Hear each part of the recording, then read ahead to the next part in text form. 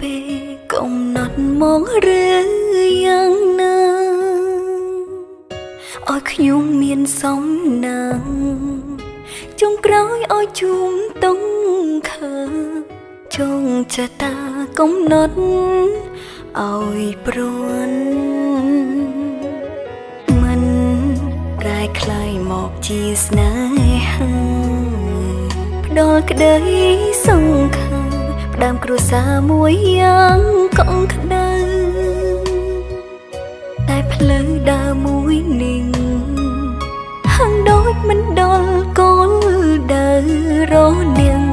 បាំងដំរើដល់ផ្លូវបែក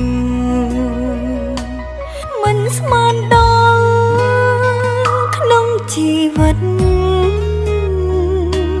ប្តីក្បន់ផិនហើយទើយក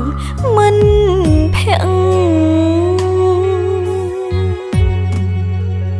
តើមានកំហុងអ្វីតើមកត្រូវជួបរឿងវេទនាជោគជ័យការងារតែបង្រាជ័យស្នេហាខ្ញុំនឹងប្រឹងតស៊ូទោះបីផ្លូវខាងមុខលំបាកយ៉ាងណាត្រូវឈររាំងសាផ្ដល់កម្លាំងចិត្តខ្លួនឯង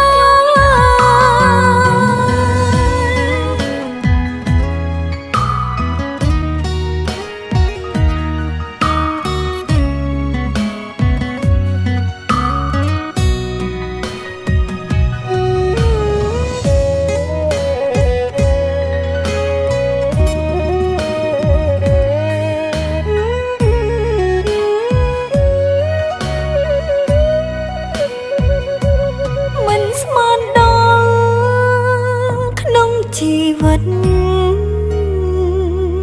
ប្តីក្បន់ផិនហើយទើយកមិនភាំងតើមានកំហុងអ្វីតើមកត្រូវជួបរឿងវេទនាជោគជ័យការងារតែបង្រាជ័យស្នេហានឹងប្រឹងតស៊ូទោះបីផ្លូវខាងមុខលំបាកយ៉ាងណាត្រូវឈររាំងសាផ្ដល់កម្លាំងចិត្តខ្លួនឯងពួជីវិតមិនពិតប្រាកដងងឹនសូនដូច